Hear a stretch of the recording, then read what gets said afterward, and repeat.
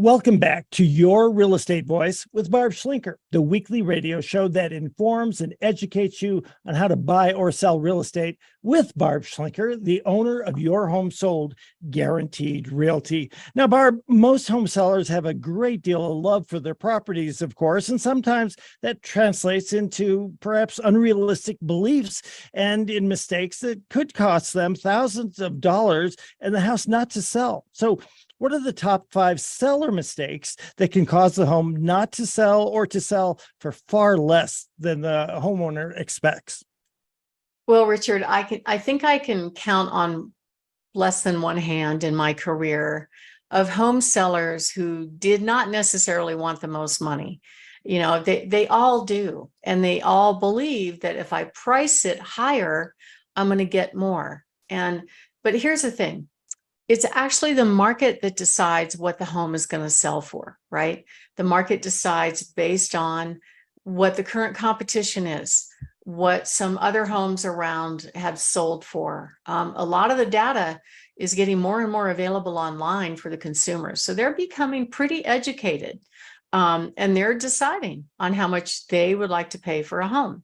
So the problem is, if you look at some of those online Zestimates like Zillow and I think Realtor.com has 3 different automated valuations. You can put your address on Realtor.com and scroll down and look at I think it's called Real Estimate, and you'll see a graph of different values that these automated systems have picked for value. At the end of the day, you really need somebody to take a hard look at your home, just as the buyer would, and see what it is that makes your home more valuable or less valuable than another. It's not a computer program. And when it does become a computer program, I guess I'll be out of a job. I don't know. But anyway, it doesn't work. It gives you kind of a ballpark. But the market at the end of the day is going to decide what the home is worth. And there are so many great things about homes. It's very personal for people. It's where they've had lots of fun and memories. But you have to kind of disassociate from it when you're selling it and try not to take things personally. I mean, you'll get feedback from agents that'll say, well, I didn't like the layout, or I didn't like the colors, or, they'll pick, I call it pick. They'll pick apart the house. Okay, well, it wasn't the house for them, probably, but you don't want the buyers to reject it on simple things that you can correct. Like, I love telling the story about this one customer I had that had this old house in Fountain. It was a family home that they inherited, and the main level had hardwood floors, but they put brazen hussy red shag carpet over the top of these hardwood floors back in the 80s.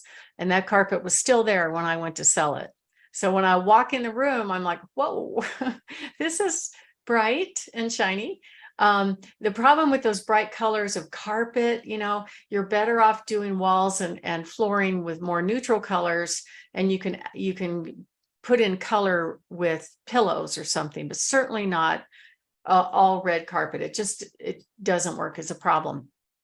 So originally my thought was, hey, maybe we'll pull the carpet and recoat the hardwood floors, but that was actually way more expensive than just putting brand new carpet over the top. And so that's what the seller chose to do. They only spent $2,500 and they got $30,000 over asking price. So it's a little things, little expenses that can really help you put the home over the edge. It doesn't necessarily mean you have to go all in with a full-on kitchen, master bath remodel. And if it's really obvious in the pictures that the home needs work, 41% of the buyers are going to reject those homes. So we don't want online rejection, right? We want buyers to want to come see your home. We want buyers to make their best offer and compete for your home. So failing to make these important updates is a huge mistake. And I get the question a lot, well, why can't I just give a carpet allowance? Well, the problem is the buyers are getting in with all the cash that they have, right? So if you offer a carpet allowance, okay, great, but that still means that they got to go buy carpet and put carpet in before they move in. Nobody wants to do it.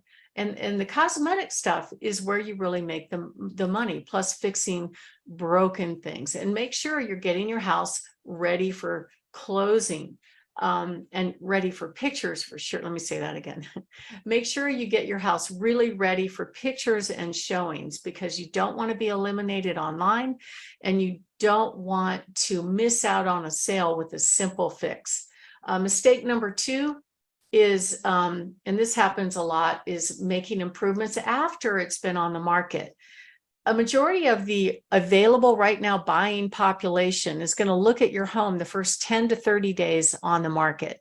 So, and there is kind of a ramp up period that takes place, but a lot of them are looking at it and they've already made their decision. They're not coming to look at your home if you have some obvious thing that shows up in pictures that needs to be fixed. And this mistake I talk about all the time is pricing too high. According to the National Association of Realtors, if you price your home too high and slowly walk the price down, you're going to net less money.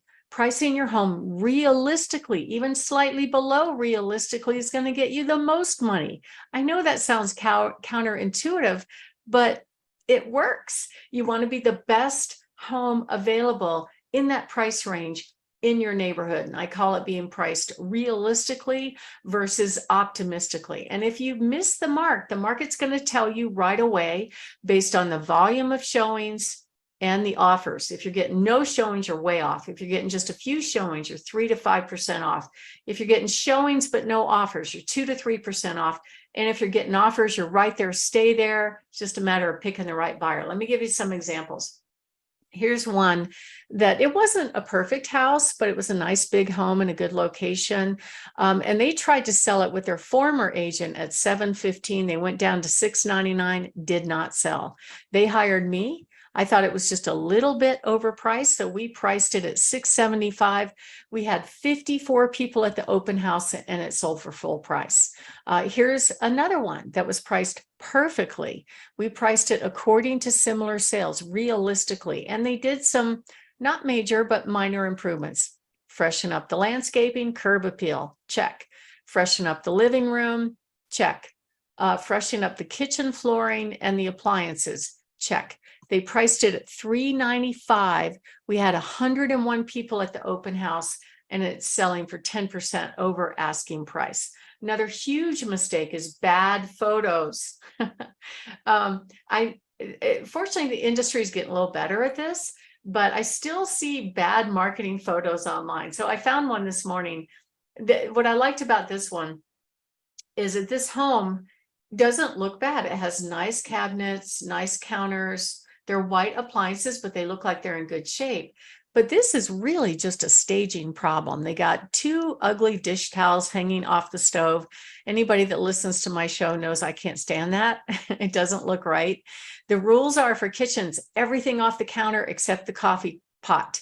Take away the dish towels, take away the throw rugs, put away whatever that baby gate is in the dog bowl. That should not be in the picture. And take down all the refrigerator magnets, all the junk on top of the refrigerator, and please take off your tablecloths. They don't photograph well. The wood looks prettier. Simple things that you can do that don't cost you any money that would make this picture be very nice and the home look a wow. And selling the home on your own is something that some people do, and some people are successful at it. But according to the National Association of Realtors, the people that sell their home on their own actually net $70,000 less. What does that mean? That means that maybe they don't really know how to price it right. If they're leaving that much money on the table, it's just not working. We can pretty much anticipate most of the issues that take place in a home selling process to help you avoid those mistakes. And we're going to help you get prepared so you get top dollar for your home and there are no surprises. Like I get feedback all the time from clients that tell me, you know, Barb, I'm really glad you told me that somebody was going to set a showing and not show up and not cancel, or leave a door lights on or doors unlocked. You know, I'm glad you told me that because I'm not surprised. And they're a little bit less angry. So I try to manage expectations that not everybody's perfect. I've had people leave doors unlocked, lights on, use the restrooms, just things like that should not be happening. And I try to prepare them so that there are no surprises. And they're like, okay, we just have to, for a short while, deal with these issues. And you have to understand a huge majority of the buyer population are Gen Xers, millennials, and Gen Zs. So they all love the online stuff, even though, for me, I'm not really fond of texting. I'm forced to do it, but I'm so slow and I don't like doing it. So all these communication things have to happen in order to be successful. My name is Barb Schlinker. I'm with Your Home Sold Guaranteed Realty. I'm the host of Your Real Estate Voice. And if you are thinking of making a move, give us a call at 719-301-3900. We will show you how to avoid those home seller mistakes. And you can go to barbhasthebuyers.com. Richard? You're listening to Your Real Estate Voice with Barb Schlinker of Your Home Sold Guaranteed Realty. And if you're thinking of making a move, call Barb at 719-301-3900 or visit barbhasthebuyers.com. Barb, favorite time of the show, lightning round, some of your hot new listings. What do you have? Oh, I'm so excited, and there's a bunch of them. So beautiful one, Pueblo West on Escalante Court, priced at $395. Adorable starter home on Swope at $299. We have a really cute home right next to a park on Fountain Court in the mid threes. Beautiful home with organic grapes, an organic garden, and a chicken coop on Alameda at $499. Really, really cute house on Columbine at $399. Another house with two homes at $535 on Bonfoy, a spectacular custom home with gorgeous master, gorgeous kitchen at 7474 Winding Oaks, just under $1 million. Really cool home on 2.5 acres on Rock Creek in the upper fives. This home on Mohawk Heights is just amazing. 35 acres, spectacular views, 2.5 million, and it's worth every penny of it. We have an amazing home on 2755 Rocky Heights. Now this one's in D20. It's actually a Victorian style home. It's spectacular, priced at $899. We had 40 people at the open house last weekend. 1076 Saco Drive, priced in the mid fours. Really amazing home on 16753 Jefferson Street. Not too many waterfront properties that I come across in my career, and this home is right on the South Platte River, where you can get fresh rainbow trout every single day, and it's beautiful. We have a gorgeous 2-story in the Powers Corridor at 3637 Heather Glen in the low 500s. That one's open this weekend.